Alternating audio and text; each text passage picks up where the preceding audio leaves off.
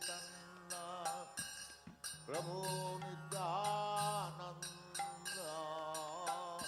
Shri Advaita Gadadhar Srivasadi Gaur Bhakta-vrinda Bhaja Shri Krishna Chaitanya Prabhu Nityananda Shri Advaita Gadadhar Srivasadi Gaur Bhakta-vrinda Hare Krishna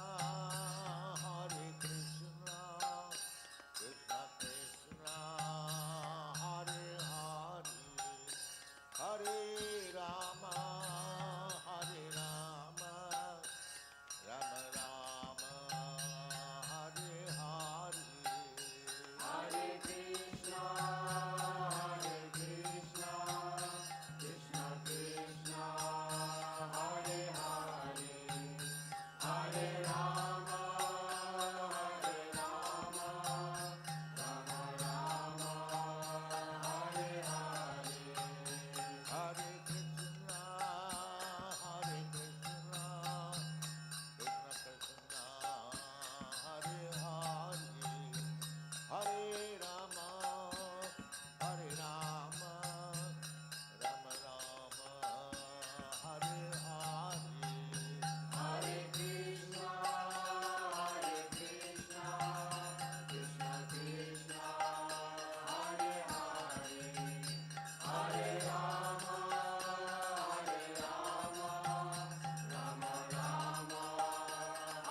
Hare. Hare Krishna, Krishna Krishna, Hare Hare, Hare Rama, Rama Rama, Hare Hare. Hare Krishna, Krishna Krishna, Hare Hare, Hare Rama, Rama Rama, Hare Hare. Hare Krishna, Krishna Krishna, Hare Hare, Hare Rama, Rama Rama, Hare Hare. Hare Krishna, Krishna Krishna, Hare Hare, Hare Rama, Rama Rama, Hare Hare. Hare Krishna, Krishna Krishna, Hare Hare, Hare Rama, Rama Rama, Hare Hare. Vandeham Shri Guru Shri Juta Padakamalam Shri Guru Vaishnavangscha Shri Rupam Sagrajatam Sahagana Raghunathannitam Tam Sajivam Sadvaitam Savadhutam Parijana Sahitam Krishna Chaitanya Devam Sri Radha Krishna Padam Sahagana Lalita Sri Vishakhanvitam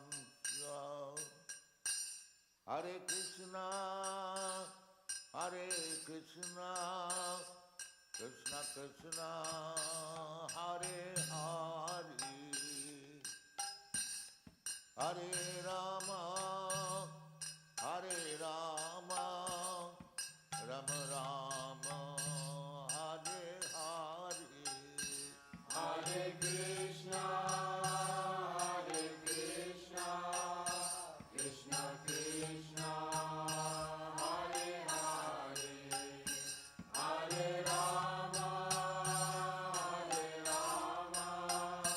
Rama Rama,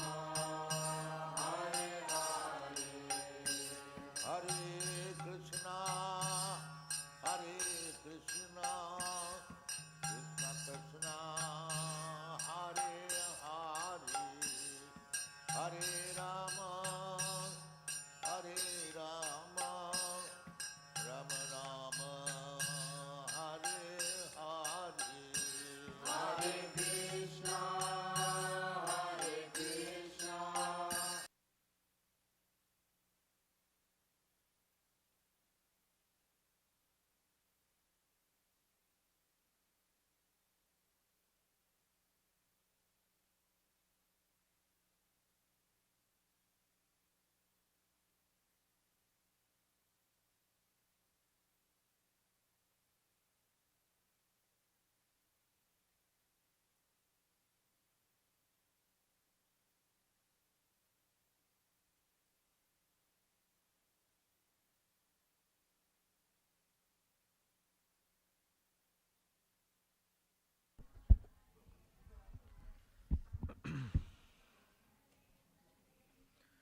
Jaya Radha Madhava Kunja Bihari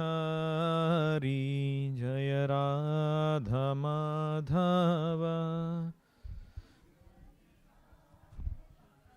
Jaya Radha Madhava Kunja Bihari Jaya Radha Madhava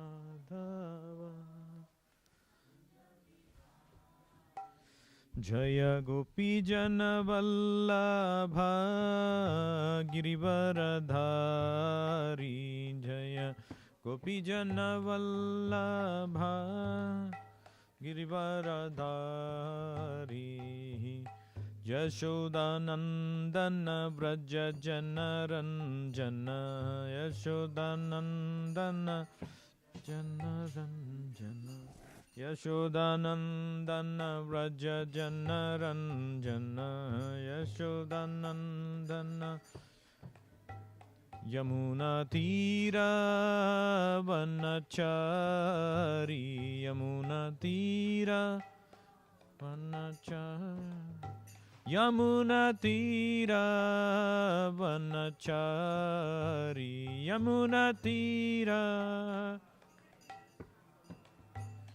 Jaya Radha Madhava Kunja Bihari Jaya Radha Madhava Kunja Bihari Hare Krishna Hare Krishna Krishna Krishna Hare Hare Hare Rama, Hare Rama, Rama Rama, Hare Hare, Hare Krishna, Hare Krishna, Krishna Krishna.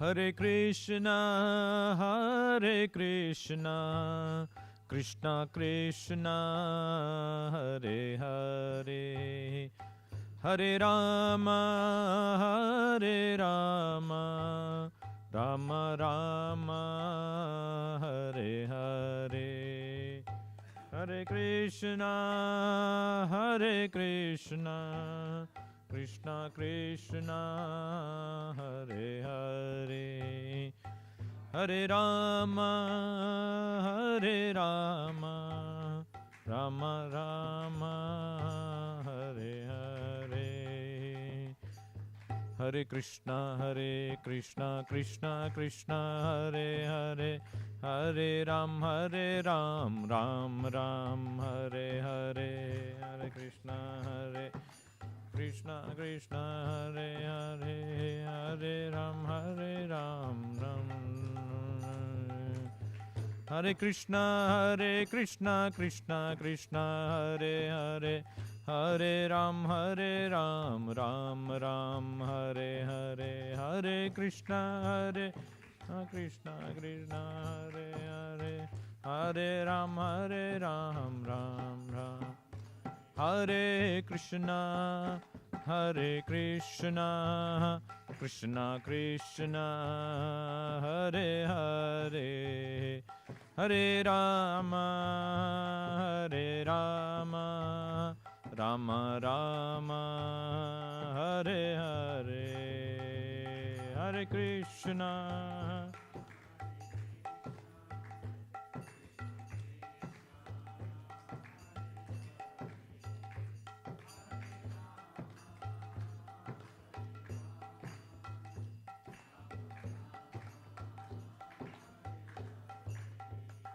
Jaya Krishna Balaram, Jaya Krishna Balaram, Krishna Balaram, Jaya Krishna Balaram, Jaya Krishna Balaram.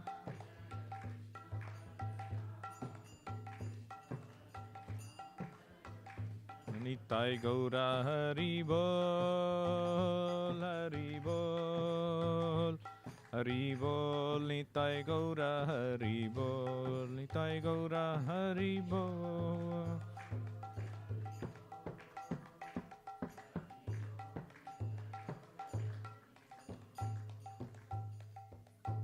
Jai Srila Prabhupada ki jai, Sri Nitai Gauranga ki jai, Sri Krishna Balaram ki jai, Sri Srinivasa Govinda ki jai, Sri Lakshmi Narasimhadev Anantadev ki jai.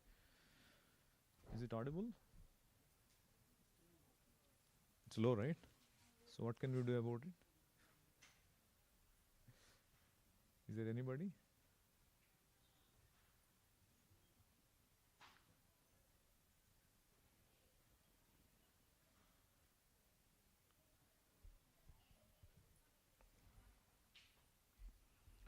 Om Namo Bhagavate Vasudevaya.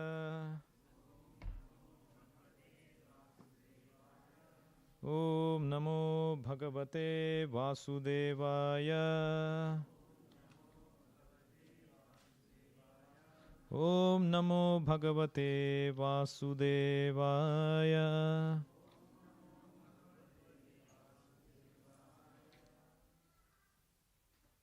Reading from Bhagavad Gita as it is, chapter 12, text 9.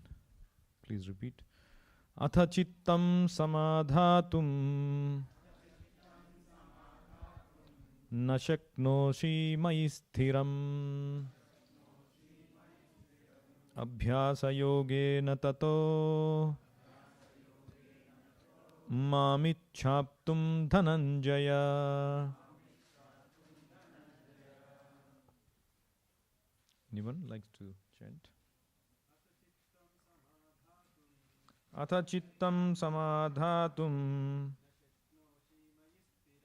na shaknoshi mayi sthiram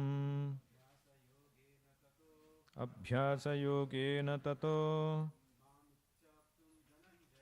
mamichhaptum dhananjaya. Translation and purport by His Divine Grace A.C. Bhaktivedanta Swami Prabhupada. Jai Srila Prabhupada. Translation. My dear Arjuna, O winner of wealth, if you cannot fix your mind upon me without deviation, then follow the regulated principles of Bhakti Yoga. In this way, you will develop a desire to attain to me. Please repeat. My dear Arjuna, O winner of wealth, if you cannot fix your mind upon me without deviation, then follow the regulated principles of Bhakti Yoga. In this way, you will develop a desire to attain to me. Purport. In this verse, two different processes of Bhakti Yoga are indicated.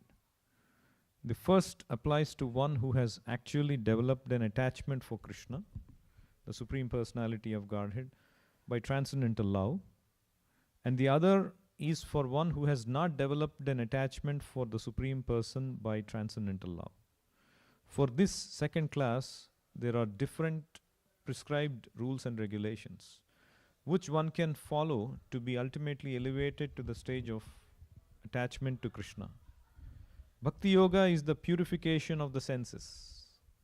At the present moment, in material existence, the senses are always impure, being engaged in sense gratification. But by the practice of Bhakti Yoga, the senses can become purified, and in the purified state, they come directly in contact with the Supreme Lord. In this material existence, I may be engaged in some service to some master, but I don't really lovingly serve my master. I simply serve to get some money. And the master is also not in love. He takes service from me and pays me. So there is no question of love. But for spiritual life, one must be elevated to the pure stage of love. That stage of love can be achieved by practice of devotional service, performed with the present senses. This love of God is now in a dormant state in everyone's heart. And there, love of God is manifested in different ways, but it is contaminated by the material association. Now, the material association has to be purified, and that dormant natural love for Krishna has to be revived. That is the whole process. To practice the regulative principles of Bhakti Yoga, one should, under the guidance of an expert spiritual master, follow certain principles. One should rise early in the morning, take bath, enter the temple and offer prayers, and chant Hare Krishna. Then collect flowers to offer to the deity, cook foodstuffs to offer to the deity, take prasadam, and so on. There are various rules and regulations which one should follow, and one should constantly hear Bhagavad Gita and Srimad Bhagavatam from pure devotees. This practice can help anyone to rise to the level of love of God. And then he is sure of his progress into the spiritual kingdom of God. This practice of Bhakti Yoga, under the rules and regulations, with the direction of a spiritual master, will surely bring one to the stage of love of God. Thus ends the Bhakti Vedanta purport. Om Ajnanatimirandhasya Gnananjana Shalakaya Chakshurunmilitam Yena Tasmai Shri Gurave Namaha. Nama Om Vishnupadaya Krishna Presthaya Bhutale Srimate Bhakti Vedanta Swamin Iti Namine. Namaste Saraswate Deve Gauravani Pracharine Nirvisesha Shunyavadi Paschatya Deshatarine. Jai Sri Krishna Chaitanya Prabhu Nityananda Sri Advaita Gadadhara Sri Vasadi Gaura Bhakta Vrinda. Hare Krishna Krishna Krishna Hare Hare Hare Rama Rama Rama Hare Hare. Hare Krishna. Jai Srila Prabhupada. So in this shloka, Krishna is saying, Atha chittam samadhatum na shaknosi. Samadhatum na shaknosi. Samadhatum means to fix one's mind on Krishna. Na shaknosi means you are not able to fix your mind on Krishna. Samadhatum na shaknosi. Chittam samadhatum na shaknosi. Chittam means our mind, our consciousness. We are not able to fix on Krishna. Then what should one do? Abhyasa yogena. Tataha abhyasa yogena. One should practice this regulated principles. Abhyasa means what? Abhyasa means practice. So one should do this abhyasa yoga, means practice this sadhana bhakti. Sadhana means we do abhyasa, regulated practice. And by doing that, mam ichhaptum dhananjaya.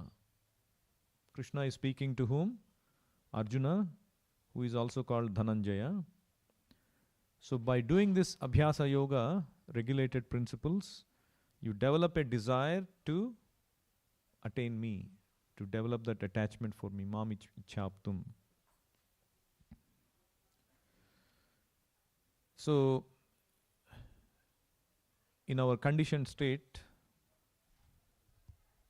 most of us are in this material world. We don't have love of God, love of Krishna. We naturally have love for matter, material things, our relations, and so on and so forth. So one time there was this great saint Tukaram. He was conducting a satsang class about the pastimes of Lord Vittala. The great Saint Tukaram, you all may be familiar. So he started to give this class and he went into ecstasy.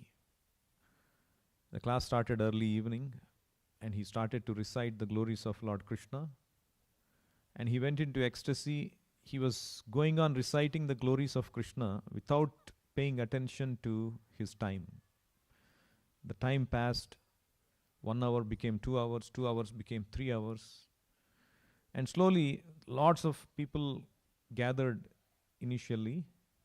And then slowly people started to leave. Because obviously it was getting late. And some people, happily they were sleeping. By hearing the lecture, they could not pay attention to the topics. Nice sleep they were getting. And then suddenly they woke up and then they saw the time and they started to leave. And gradually everybody left. And Tukaram was going on in his own ecstasy. And then he opened his eyes. Everybody was gone except one man. There's only one man left. And then actually instead of becoming disappointed, he became very happy. And then he looked at this man and said, "Oh, I'm very happy that at least there is one person who is very interested to eagerly hear about Krishna's pastimes. I'm very happy for you. You have developed that nice attachment for Krishna." And then this man silently said, "Tukaramji, don't be under that misunderstanding. I don't have any attachment for Krishna, love for Krishna. I'm waiting here only because the blanket on which you are sitting is mine. I'm waiting for you to get up so I can take my costly blanket and go home." So you see, in general, this is the condition of a materialistic conditioned living entity. Naturally, we don't have that affection, attachment for Krishna. Chaitanya Mahaprabhu said, actually not just human beings, each and every living entity in this material world has that attraction for Krishna. Naturally, it is there, inbuilt. Nitya Siddha Krishna Prema Sadhya Kabhunaya Shravanadi Shuddha Chitte Karaya Udaya. What it means is, naturally, we all have attraction towards Krishna. It is there in our hearts. But we have forgotten about it. So there was this man who was very poor. And he would live by begging alms and taking meager jobs here and there. And then, by fortune, one day there was a sage who was walking past his house. And so he had natural inclination to respect elders and saintly people. So he called him inside. And the sage also happened to be an astrologer. And so he came inside and he gave him water and served him, fanned him, and the sage became very happy. But he was morose. This man was morose. And the sage asked him, "Why are you morose?" And he said, "Because I am poor, and how much ever hard work I do, I ended up still being poor, and my wife is unhappy about it." And then this sage, "Okay, let me see your hand." So he showed his hand. And then the sage became shocked. And then this man asked, "Why are you shocked, looking at my palm?" He said, "You are a very rich person." And then this man said, "Oh, I'm a rich person, but I don't have any money. I don't have any property, nothing with me." "No, but your palm shows that you are a very rich man. What about your father? Was he a rich man?" "No, my father was also poor." "What about your father's father?" "No, he was also poor." And then the sage was scratching his head. "No, it is showing that you have great ancestral property that is coming to you. You must be keeping it somewhere." And then this man said, "No, nothing came to me. My father gave me nothing." "No, he must have given you something." And then he realized, "Oh, I was wondering why my father gave this. All my father gave me was a piece of coal. And he said before he died, my father also gave me this. I don't know, useless. I just kept it.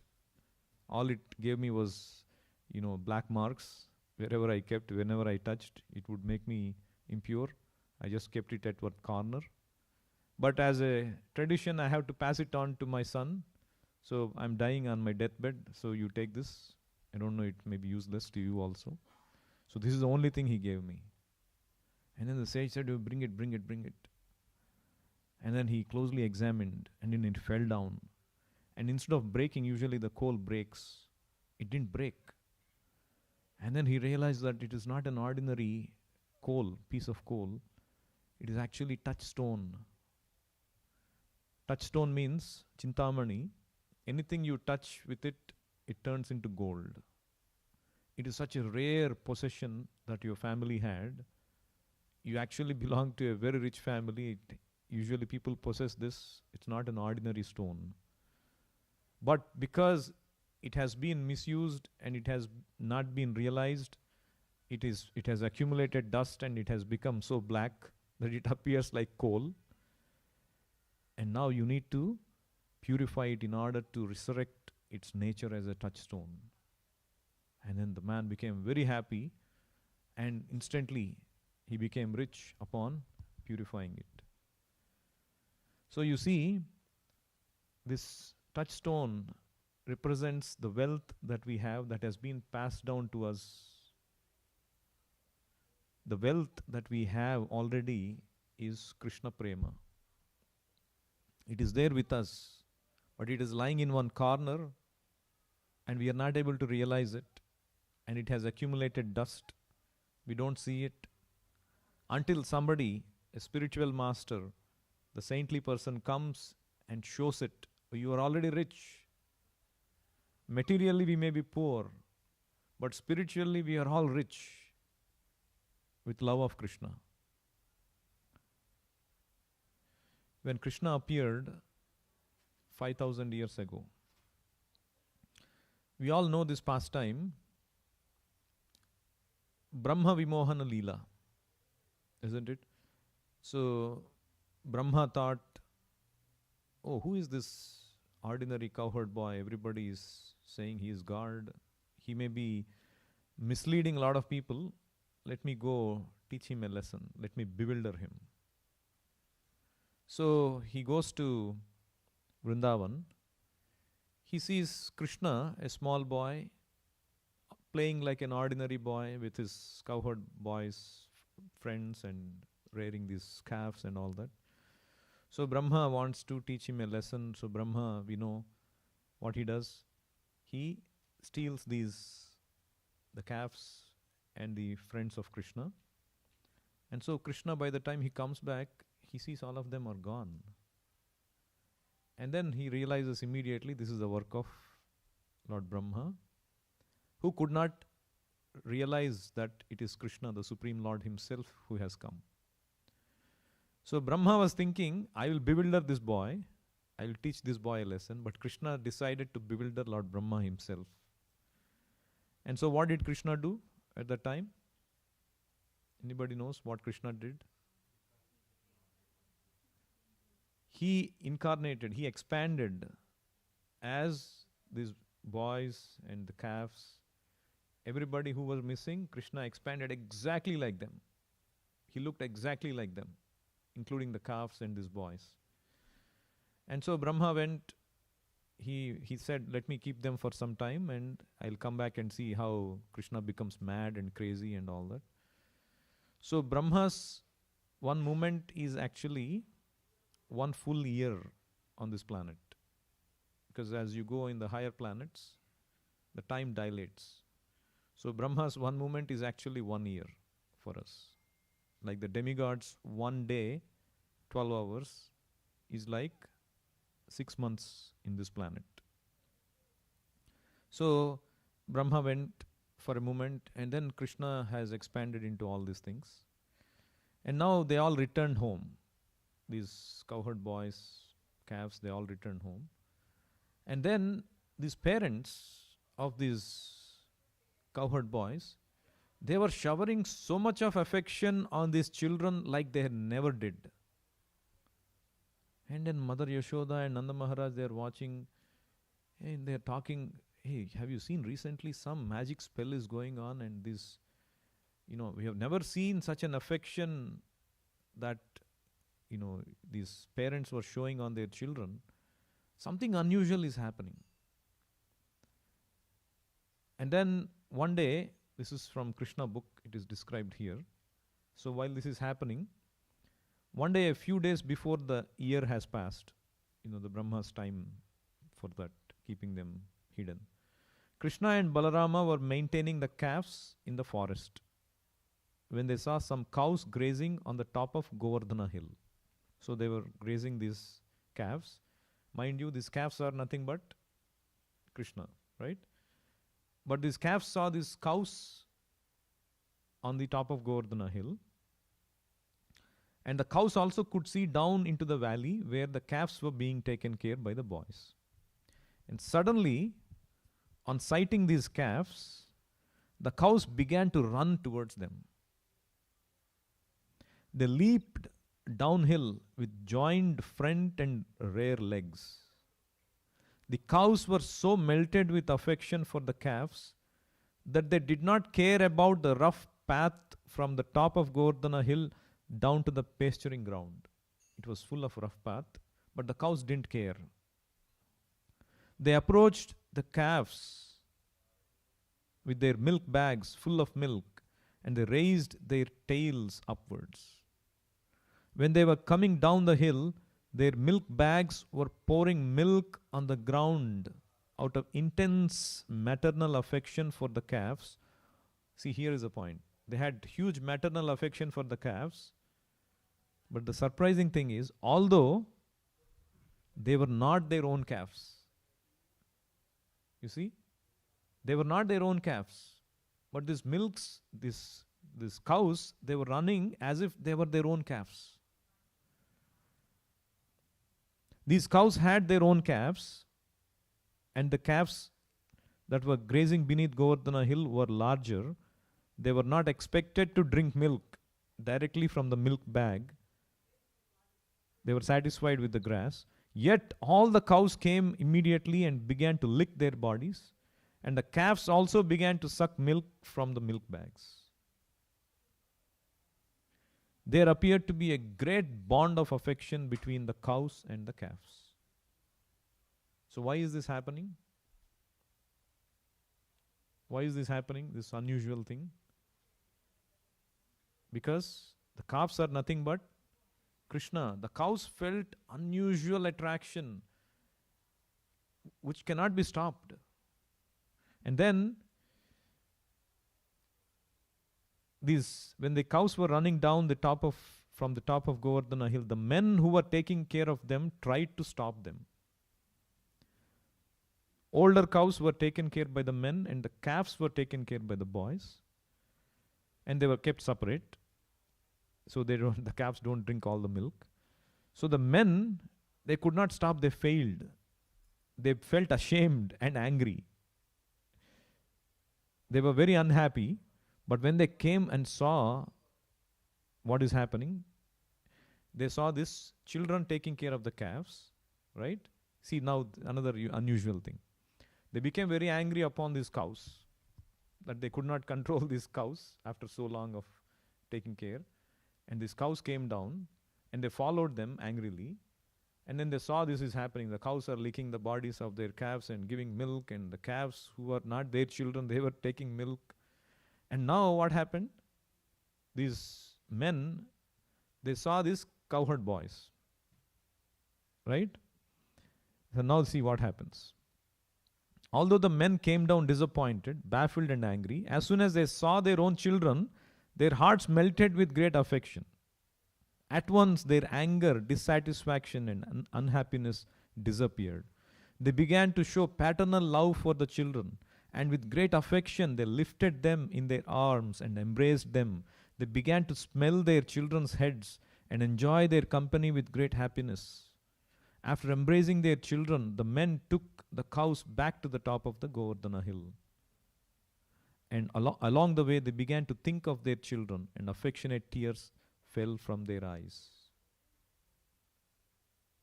Why? Because the children are not their children, but it is Krishna who has expanded as the children.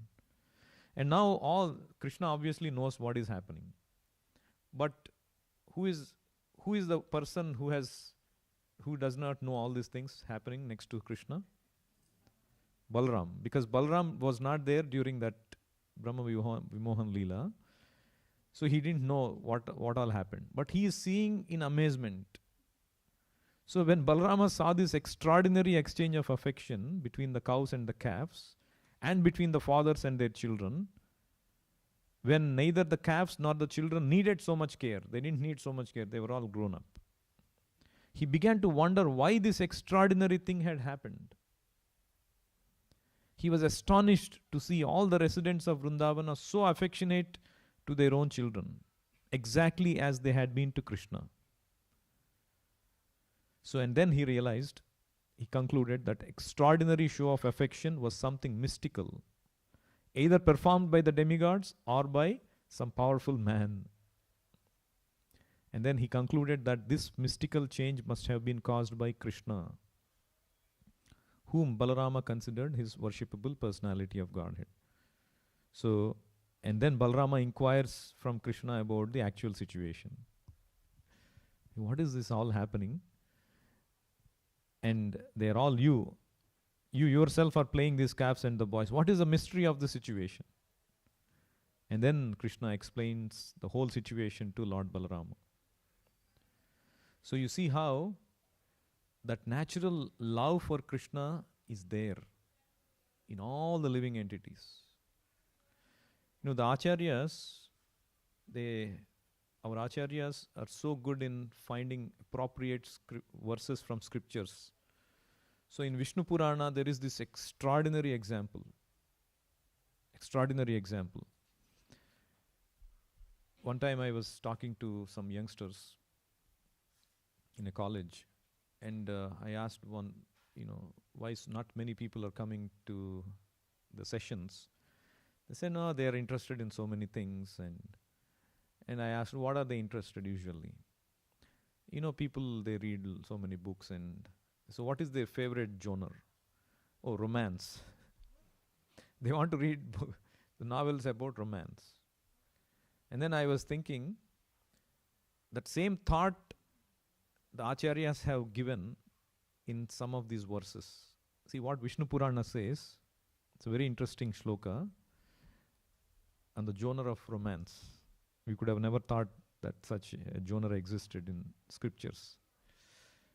So, in Vishnu Purana it is said, Yuvatinam yadha yuni, yunam cha yuvatau yadha, manobhiramate tadvan, mano me ramatam tvai. Any guesses what it means?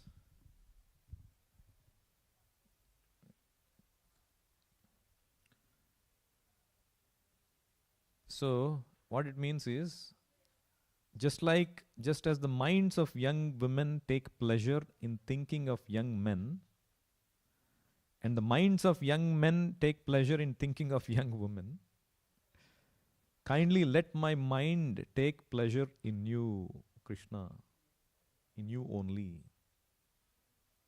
It's quite natural, isn't it? Young women naturally think of young men, young men naturally think of young women. So the same example is given to show how natural it is for us to actually think about Krishna. That is how natural it is. But as I said, it became like a coal. That stone has been covered.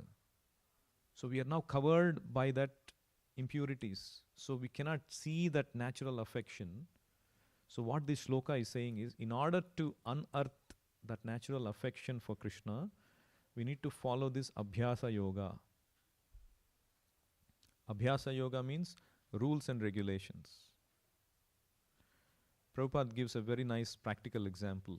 We all have, here we don't find it quite often, but in India we do find it quite often. So when our car is not starting, At least in those days, what we would do, the driver will say, get down, push the car, right? How many of you have done it? Many of us have done it. So we would all get down and we'll start pushing the car, and then he'll give the gas and suddenly the car starts. And then he says, okay, I'll hop in, and then they all go. So this is like sadhana bhakti, the abhyasa yoga means it's a pushing process. We don't like to push. But the car has the ability, but it needs a push.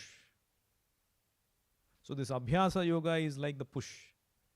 We need to do it day in and day out. So in few minutes now, this verse ties very well into what we are going to do in few minutes. So we have this oath-taking ceremony where some devotees are taking some oath to practice chanting of Hare Krishna Maha Mantra for certain number of rounds. Some are going to take oath to chant 1 round, some are going to chant 2 rounds, 4 rounds, 10 rounds. This is like abhyasa. Unless we take the oath, we don't do it as a daily practice. But the daily practice is needed, just like the car needs the push. Even though we don't want it, if the car needs to go, if we have to realize our love hidden in our hearts and perfect our lives as only we can as a human beings, we need to push. This is sadhana bhakti. So some people are coming forward and taking this oath, which is a very healthy practice. And the acharyas have perfected this art of encouraging how people can take the oath and use it for their spiritual progress. We all take goals, isn't it? New Year goals, resolutions, whatever, for our own material progress. Similarly, spiritual progress is of utmost importance. If you have spiritual progress, the material progress is automatically achieved. So we should all try to make our spiritual lives perfect, because we got this rare human body. At least even 1 round of Hare Krishna chanting we should do every day. This is the Yuga Dharma for this age. It's not for me or for the temple, it's for your own good.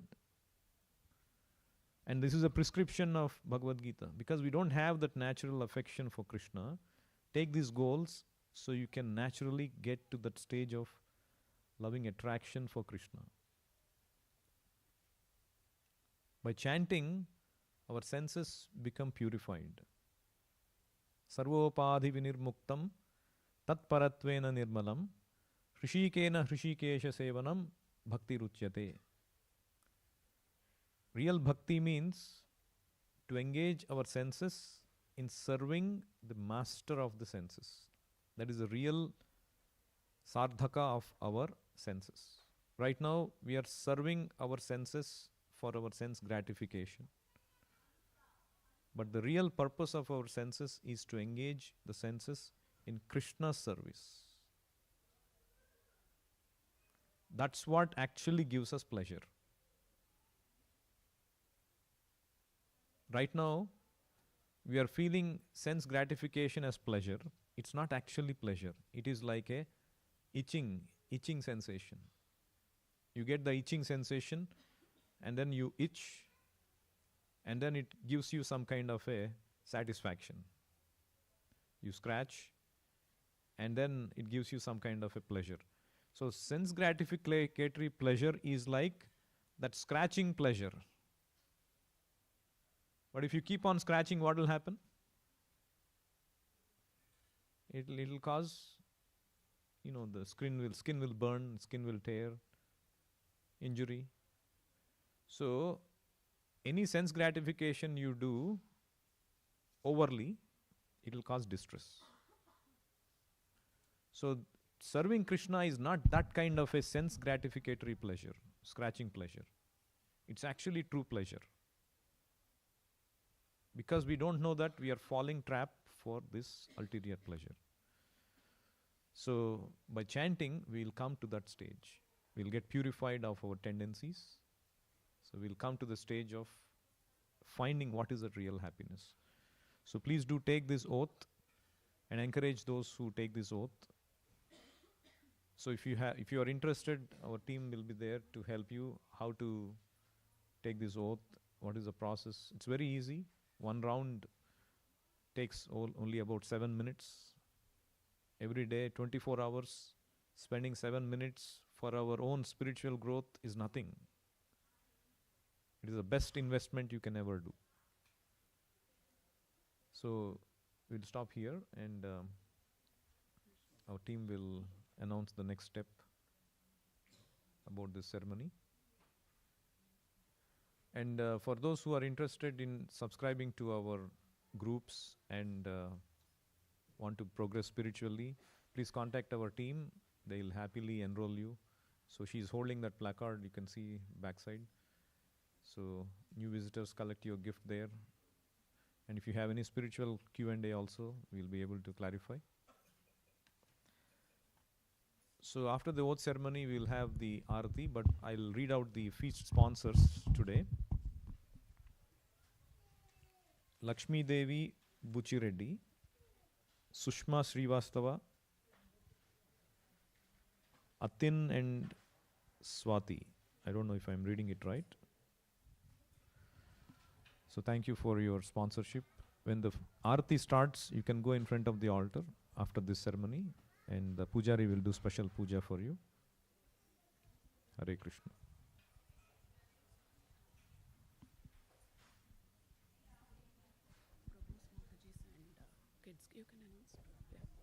Hare Krishna all. We are really excited for the oath ceremony today, the chanting oath ceremony, which will happen in front of our Guru Srila Prabhupada. So whoever is interested, please line up. The Prabhus, males, females, and the kids can line up here so that we can start the process right now.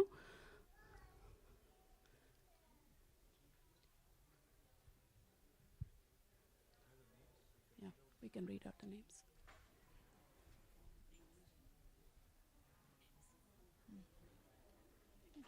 I have to call the Damodara people. Sushma. So we call it this one. I'll just first call it Sushma. So Sushma. Yeah. Disha first, right? Yeah, Disha. Disha Upadhyay, Sushma, Ranjita, Palash, Vidya Vasudevan, Lakshmi Vandavasi, Varsha Chauhan,